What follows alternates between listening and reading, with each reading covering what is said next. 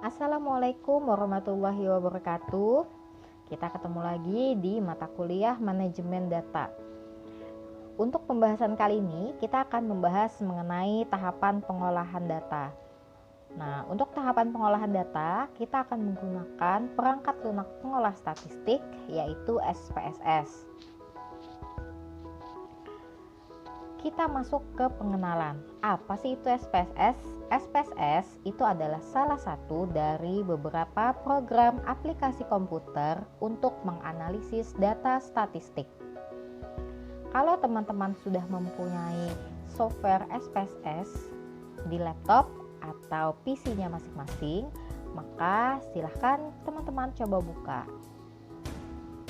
Untuk tampilan awal, SPSS itu pasti akan memunculkan jendela yang berisi mengenai pilihan untuk membuka data. Kita ingin membuka data baru atau kita ingin membuka beberapa data kita yang sudah kita olah sebelumnya atau data yang berada di dalam PC atau laptop kita. Silahkan untuk membuat data baru, teman-teman memilih New Dataset, kemudian klik OK.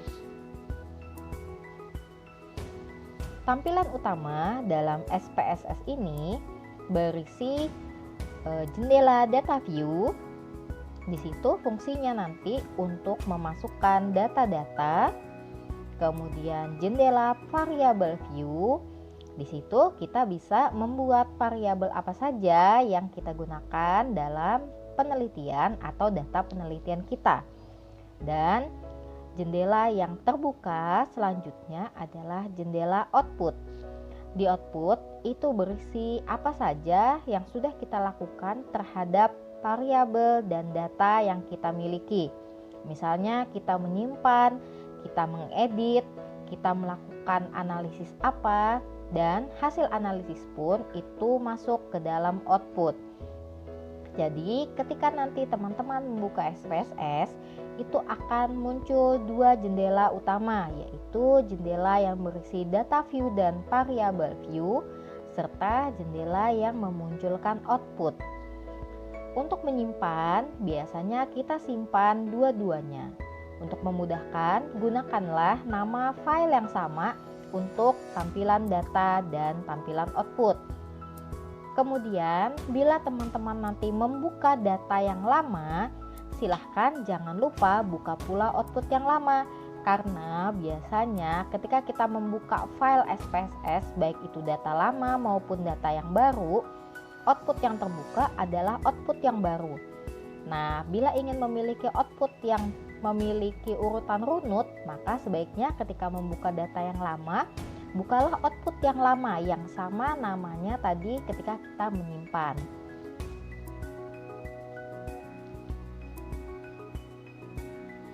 Selanjutnya, menu utama. Ada menu utama apa saja di dalam variable view? Di dalam variable view, di situ ada beberapa menu kolom, yaitu nama, type, widget, desimal, label, value, missing, kolom, align, measure, dan role.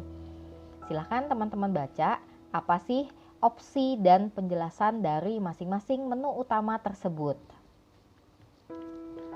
Kemudian pada data view, struktur data SPSS itu pada umumnya terdiri dari M baris dan N kolom. Tiap baris itu isinya adalah case atau kasus kita atau responden kita. Jadi kalau misalnya kita punya 100 responden, maka kita akan punya 100 baris ke bawah. Dan tiap kolom itu menggambarkan variabel. Jadi misalnya kita punya 70 variabel, maka nanti kita akan punya 70 kolom yang ada ke sebelah kanan. Data itu biasanya umumnya terbagi menjadi dua, yaitu ada data numerik dan ada data string. Nanti kita akan belajar bagaimana membuat data numerik dan data string ke dalam variabel yang ada di SPSS. Bagaimana langkah membuat file data? Dalam membuat file data, Pertama, kita harus bisa mendefinisikan variabel. Jadi, kita harus tahu variabel apa yang kita gunakan dan bagaimana kita memasukkan variabel tersebut ke dalam data. Kemudian, mengisikan data atau yang lebih dikenal dengan input data atau entry data.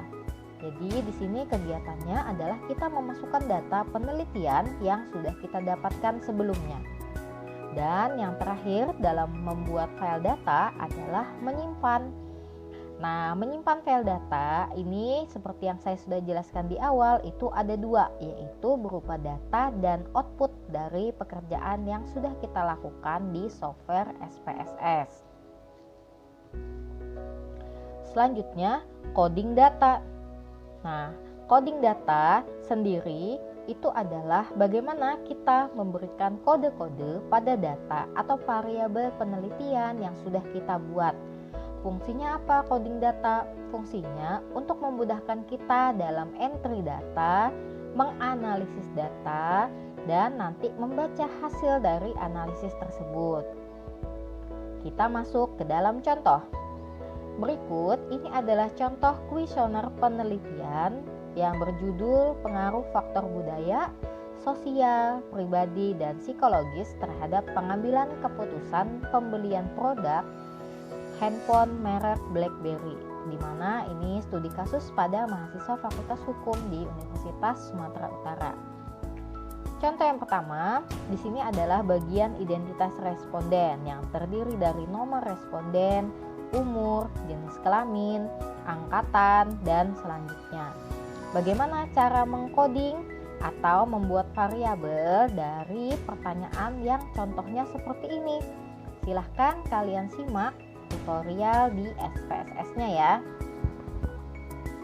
Bila kita buka SPSS, maka kita buat new dataset.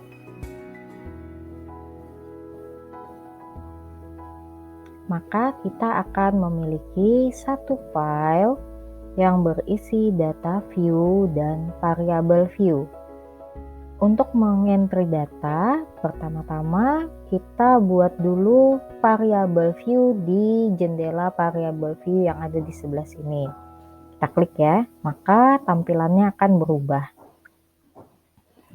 Kita lihat, tadi kita akan membuat beberapa contoh variabel. Yang pertama adalah variabel nomor responden. Untuk membuat nama variabel, itu biasanya kita membuat singkatan. Singkatan itu adalah apa yang dipahami oleh peneliti. Jadi bebas saja mau membuat penamaan seperti apa selama si peneliti atau yang mengentry data itu paham terhadap penamaan itu, maka itu boleh-boleh saja. Syaratnya untuk membuat penamaan adalah tidak boleh menggunakan spasi. Jadi kita boleh menggunakan tanda baca, misalnya pakai titik, pakai underscore, boleh. Tapi tidak boleh menggunakan spasi. Jadi misalnya untuk nomor responden, kita kode saja dengan no atau nomor ya.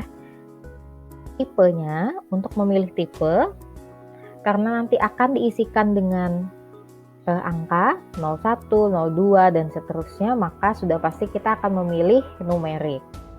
Kemudian kita klik OK.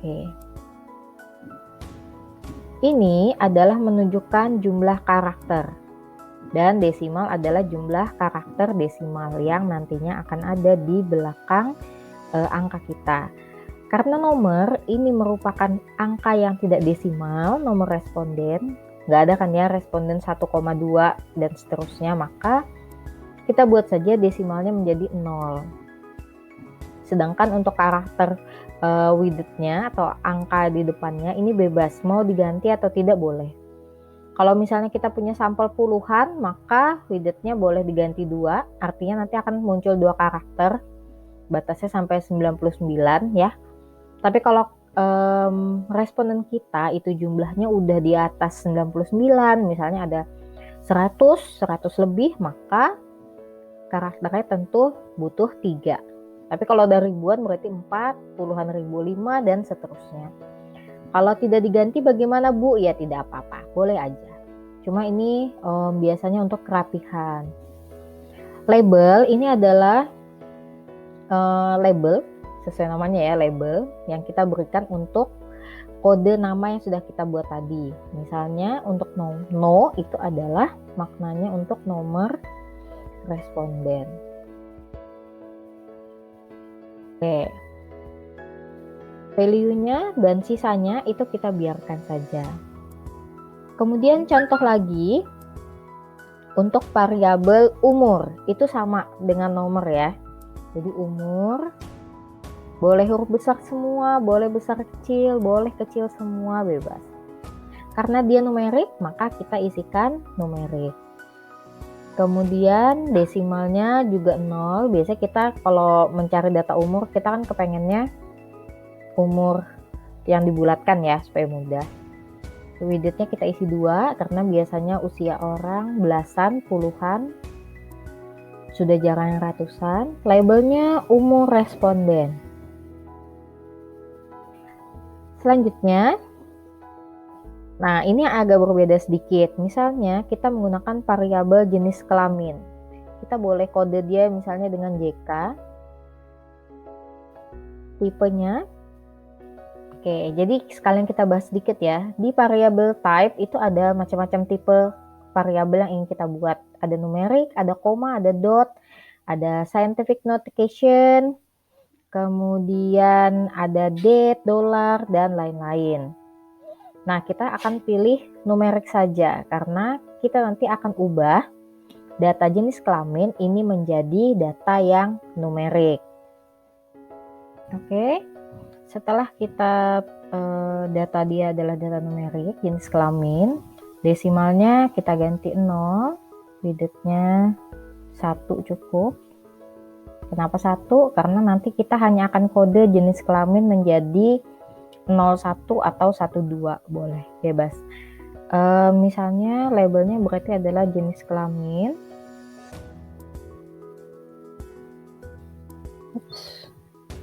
Kemudian value-nya, nah di sini kita buat, jadi fungsinya value ini adalah mengubah data yang kategorik menjadi data numerik. Jadi kayak jenis kelamin itu kan laki-laki perempuan, itu kan data kategorik ya, mengkategorisasikan ada laki-laki ada perempuan. Nah untuk input data supaya memudahkan kita akan mengubah data kategorik tadi menjadi data numerik. Misalnya angka 1 itu menggantikan laki-laki. Jadi nanti ketika kalian memiliki responden laki-laki, maka kalian kode dengan angka 1. Kita tambahkan. Kemudian value 2 itu untuk label perempuan. Kalau kalian mau buat 0 laki-laki 1 perempuan boleh, atau kebalikannya 1 perempuan 2 laki-laki boleh. Jadi bebas untuk mengubah kategori menjadi numerik itu bebas, dikembalikan kepada si penginput data. Cuman biasanya untuk memudahkan kita menggunakan hal-hal yang common, hal-hal yang umum gitu ya. Jadi 1 laki-laki 2 perempuan, itu paling umum. Setelah dimasukkan 1 laki-laki 2 perempuan, maka kita klik OK. Oke, itu adalah contoh untuk melakukan input variabel atau membuat variabel untuk yang sifatnya numerik dan kategorik diubah menjadi numerik. Nah, sudah tahu kan bagaimana cara membuat variabel atau file data dari contoh identitas responden yang ada di atas. Selanjutnya, bagaimana kalau kita misalnya mempunyai pernyataan yang berkaitan dengan sikap atau memiliki pilihan sikap. Biasanya kita pakai skala Likert kan. Nah, berikut adalah contoh kuesionernya. Dan setelah ini silahkan kalian simak bagaimana sih tutorial membuat variabel di SPSS untuk contoh pernyataan yang bentukannya seperti ini. Selanjutnya untuk data yang sudah saya berikan contohnya tadi, jadi itu data bentukan pernyataan yang biasanya kita berikan dengan skala Likert untuk mengukur sikap. Nah, untuk pengkodean biasanya kita juga dibebaskan ya, mau mengkode berapa itu bebas kembali kepada si peneliti. Misalnya untuk keseragaman, maka semua pertanyaan kita kode dengan kode key 1. Jadi pertanyaan pertama itu question 1 gitu ya, jadi key 1. Terus untuk kedua nanti key 2, key 3, dan seterusnya. Saya memberikan contoh untuk pertanyaan ke-1 sampai ke-3. Untuk Q1 itu kan semua pilihannya adalah pilihan yang kategori ya. Jadi dari pilihan sangat tidak setuju, kurang setuju, setuju, dan sangat setuju. Jadi ada 5 poin skala Likert. Nah, untuk membuat itu caranya mirip dengan jenis kelamin tadi ya. Jadi kita mengubah data kategorik menjadi data numerik. Sehingga type yang kita pilih juga itu adalah type yang numerik. Desimalnya juga kita ganti 0 dan widthnya kita ganti 1. Karena kita cuma butuh angka 1 sampai 5 ya, cuma satu karakter. Labelnya adalah diberi label boleh tidak juga nggak apa-apa. Misalnya ingin memberikan label pertanyaan 1. Atau biasanya kadang-kadang saya memberikan label itu sesuai dengan inti apa yang ditanyakan. Misalnya menanyakan tentang sosial budaya 1, atau misalnya tentang kesadaran diri 1, dan seterusnya. Nah, karena ini masih latihan, kita buat saja pertanyaan 1 labelnya. Value-nya apa? Value-nya kita isikan sesuai dengan pilihan jawaban. Jadi tadi pilihan jawaban 1 itu mewakili sangat tidak setuju. Boleh kita singkat begini, STS, atau boleh kita ketik lengkap ya. Yang penting nanti kita mengerti. Oke, misalnya sangat tidak setuju. Kita tambahkan. Kemudian value 2 itu adalah tidak setuju. Value 3 kurang setuju. Value 4 setuju. Dan yang kelima adalah sangat setuju. Oke, kita tambahkan. Sudah kita punya 5 ya. Jadi kita mengubah kategorisasi ini menjadi numerik 1 sampai 5. Kita klik OK. Maka nanti ada value-nya di sini. Untuk membuat pertanyaan yang lainnya itu caranya sama. Jadi kita cukup lakukan hal yang sama. Numerik. Kemudian desimalnya kita ganti menjadi 0. Ininya 1. Labelnya dibuat sama saja, pertanyaan 2. Value-nya untuk memudahkan kita cukup klik kanan di sini, copy, kemudian klik paste di sini atau Ctrl V ya. Nah, sehingga karena kan value-nya beruntungnya kita membuat value yang sama gitu ya. Kita membuat kategorisasi yang sama dari pertanyaan awal sampai akhir. Sehingga nanti untuk pertanyaan key 1 sampai key kesekian, berapa jumlah pertanyaan yang saya berikan, maka caranya sama. Tinggal di copy paste. Untuk mau copy paste sekaligus banyak bisa Bu, bisa. Langsung di blok aja, nanti tinggal di paste gitu. Oke?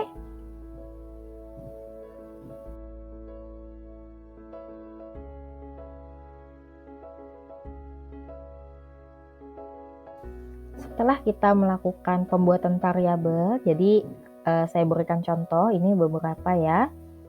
Selanjutnya kita akan coba mengisikan data atau entry data. Bagaimana cara mengentry data, Bu? Nah, kita lewat bagian sini, data view. Di data view sudah muncul ya variabel yang sudah kita buat tadi, ada nomor responden, ada umur responden, jenis kelamin, pertanyaan 1 dan pertanyaan 2. Nah, untuk menginput data caranya ya sama aja kayak kita nginput data biasa di Excel atau di API data atau ngetik di Word biasa ya sama ya. Misalnya untuk nomor responden kita tuliskan 1, 2, 3, 4, 5 dan seterusnya. Kemudian untuk umur juga diisikan sesuai data yang ada. Misalnya 15 tahun, 17 tahun, 16 dan seterusnya. Jenis kelamin kita isikan 1 untuk laki-laki, 2 untuk perempuan ya. Tadi kodenya yang kita buat ya, dan kita tulis aja 1 apa 2. Oke, misalnya gini. Kemudian untuk pernyataan ya, kita tulis aja 1, 2. Misalnya dia memilih itu pernyataannya sangat tidak setuju atau setuju.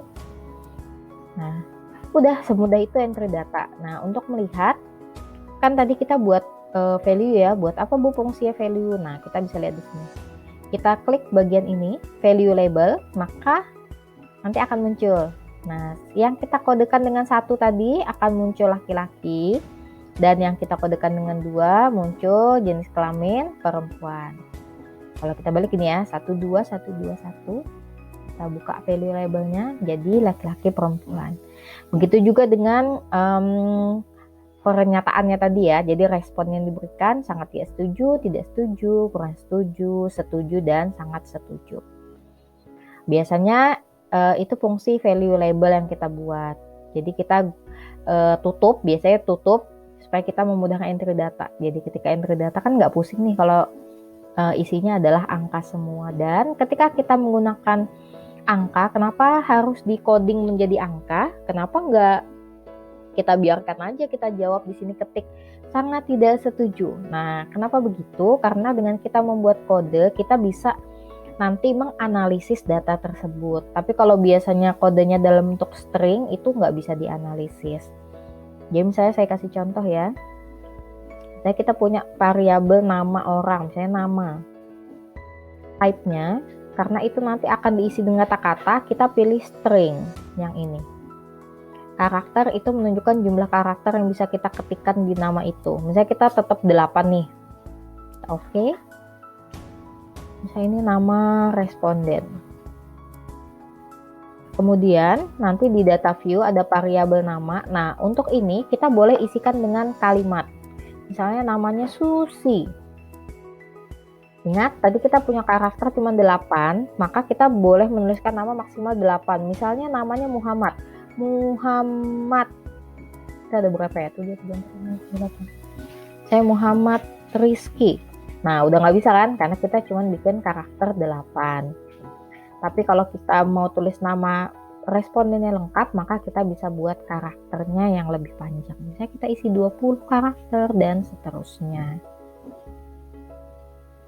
Oke, jadi itu tadi contoh untuk mengentry data. Mudah ya teman-teman. Semoga teman-teman bisa melakukan entry data. Selanjutnya bagaimana untuk menghapus dan menambahkan data? Ya caranya mirip sih. Kita tinggal klik kolomnya, kita bisa clear. Kita bisa klik kolomnya untuk insert variabel. Jadi mirip seperti membuat kolom biasa begitu. Dalam mengolah data ada yang namanya transformasi data. Transformasi data yang akan kita pelajari ada 2, yaitu yang pertama perintah untuk compute. Biasanya kita gunakan untuk melakukan perhitungan terhadap nilai dari variabel yang sudah ada atau untuk variabel baru yang ada di file data kita. Sedangkan transformasi data yang kedua itu adalah perintah record, digunakan untuk memodifikasi atau menggantikan nilai-nilai dari variabel yang didaftar menjadi nilai-nilai dengan harga yang baru.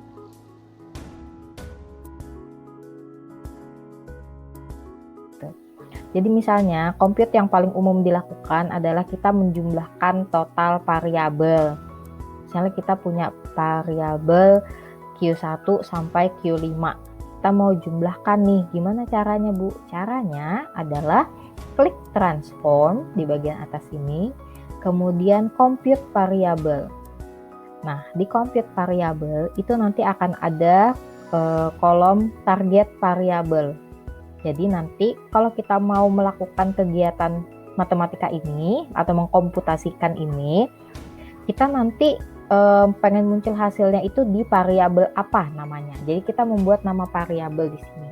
Misalnya ini adalah total. Boleh total variabel 1, total ya variabel 1 atau variabel 2 dan seterusnya. Misalnya saya buat total aja lah ya di sini. Kemudian di kolom numeric expression, disinilah kita melakukan semua kegiatan hitung-menghitungnya. Jadi misalnya kita tadi adalah ingin menjumlahkan Q1 sampai Q5. Maka kita pilih Q1, klik 2 kali boleh, atau klik di sini kemudian dipindahkan, boleh. Kita tambah, karena kita konsepnya ingin membuat total ya jumlah. Kemudian Q2, kita tambah, Q3, tambah Q4, tambah Q5. Oke. Untuk melakukan kegiatan perhitungan yang lain, di sini ada banyak sekali function. Jadi bisa melakukan log, konversi, kemudian macam-macam sih, ada macam-macam sini. Nanti bisa digunakan kalau misalnya kita akan menemukan kegiatan yang membutuhkan ini ya. Jadi misalnya kita bisa membuat nilai absolut, kemudian nilai yang lain-lain, ada banyak. Oke. Karena kita hanya membutuhkan total, jadi kita cukup menjumlahkan Q1 tambah Q2 tambah Q3 tambah Q4 dan tambah Q5. Kemudian kita klik OK. Oke, ini adalah bagian output. Di output akan muncul nilai Q1 tambah Q2 tambah Q3 tambah Q4 tambah Q5. Kemudian kita kembali ke data kita. Di sini sudah muncul variabel baru, yaitu variabel total. Nah, kok ada 13,00 Bu? Nah, 00 ini solusinya adalah di bagian variabel view. Lihat, desimalnya masih ada 2. Kalau desimalnya kita hilangkan, widgetnya pun kita ganti, paling totalnya puluhan ya, atau ratusan, 3 lah. Di data view, maka 13,00-nya hilang. Oke? Itu kenapa tadi saya dari awal mengatakan sebaiknya ketika membuat variabel view nilai desimalnya juga dirapikan supaya hasilnya lebih rapi. Jadi begitu kegiatan transform untuk compute.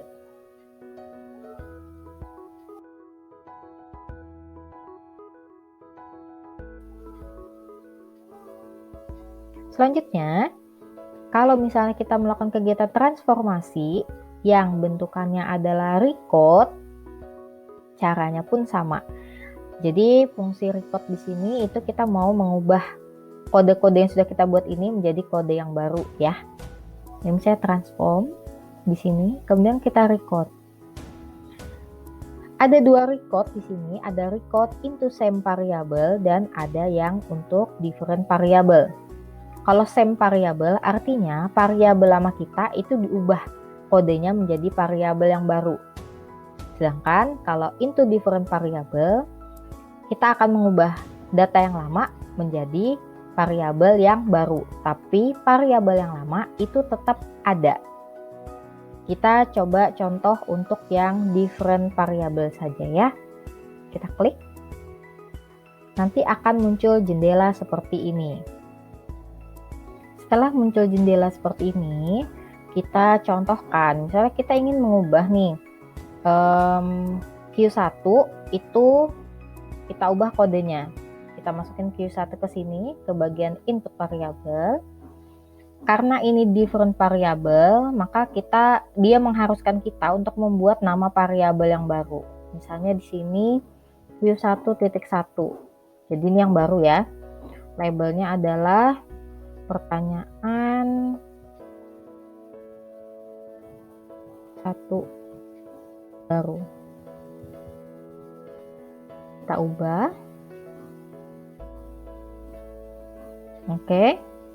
Kemudian kita buat old and new value-nya. Jadi kita tadi mengubah. Misalnya kita kepengen nih mengubah kode 5 itu diganti kode 1. Jadi biasanya kegiatan seperti ini dilakukan kalau kita punya variabel yang terbalik atau pernyataan yang responnya terbalik. Jadi kalau pernyataan positif, itu responnya kan kalau sangat setuju, kita tentu kasih skor yang paling tinggi ya, karena pernyataannya positif. Jadi kode yang tadi kita buat di awal sudah benar nih, kalau sangat tidak setuju itu 1, sangat setuju itu 5. Tapi kalau misalnya kita punya pernyataan negatif, jadi kan umum ya digunakan kalau misalnya kita membuat beberapa variabel pernyataan, membuat beberapa pernyataan, tapi ada yang pernyataan positif, ada yang pernyataan negatif. Nah, kalau pernyataannya negatif, kita kan input data sesuai dengan coding awal yang kita berikan. Tapi kita butuh nih mengubah, karena dia sesungguhnya kalau kita isikan dengan 5, sangat tidak setuju, dia tuh seharusnya cuma dapat nilai 1, bukan nilai 5. Maka ini fungsinya untuk merubah dia menjadi kode yang baru. Jadi kalau dia isi, jadi ini kasusnya pernyataannya negatif, kemudian dia menjawab sangat setuju. Berarti kan bertentangan tuh, dia jawabnya 5, tapi kita beri nilai 1. Kalau dia jawab yang setuju, 4, tadi kita kasih nilai 4, maka kita scoring dia 2. Jadi biasanya ini fungsinya untuk scoring. Kemudian 3 itu tetap 3. 2 kita beri skor 4. Dan 1 kita scoring dengan 5. Sudah, kemudian kita klik continue. Kita klik OK. Ya, kita merecord, kita mengubah Q1, nilai 5 jadi 1, 4 jadi 2, dan seterusnya. Kita kembali ke data kita. Nah, di data kita sudah ada Q1.1, jadi ini kita mengubah ya, jadi nilai 1 jadi 5, 2 jadi 4, 3 jadi 3, 2 jadi 2, 4 jadi 2, dan 5 jadi 1, dan seterusnya seperti itu. Seperti biasa, jangan lupa selalu rapikan desimalnya. Oke, udah ya. Itu tadi kalau kita melakukan recode into different variable. Selain untuk mengubah nilai, mengubah scoring, biasanya recode ini juga digunakan untuk mengubah data yang numerik menjadi kategorik. Nah, itu kebalikannya tadi ya. Kalau tadi kan kita membuat value di sini, itu untuk mengubah data yang kategorik menjadi data yang numerik. Nah, sedangkan untuk transform recode itu juga bisa digunakan untuk mengubah data yang nilainya numerik, misalnya ini total, menjadi kategori. Misalnya kita nanti ingin mengkategorikan orang yang punya pengetahuan tinggi, sedang, rendah. Nah, itu kita bisa menggunakan fungsi dari recode juga. Mungkin untuk melakukan itu nanti akan saya ajarkan di sesi yang lain gitu ya, tidak di sesi yang ini. Nah, itu tadi pembahasan kita mengenai membuat file data. Sekarang kalau misalnya teman-teman ada pertanyaan, silahkan sampaikan pertanyaannya dan kita akan diskusikan jawaban mengenai pertanyaan tersebut. Selamat belajar, stay safe, stay healthy, semoga tetap sehat. Dan ingat, jangan lupa protokol kesehatannya tetap dijaga, tetap semangat belajar. Semoga kita bisa memperoleh ilmu yang banyak dan mengambil hikmah dari kejadian yang ada saat ini. Oke, saya akhiri dulu pertemuan kita hari ini. Assalamualaikum warahmatullahi wabarakatuh.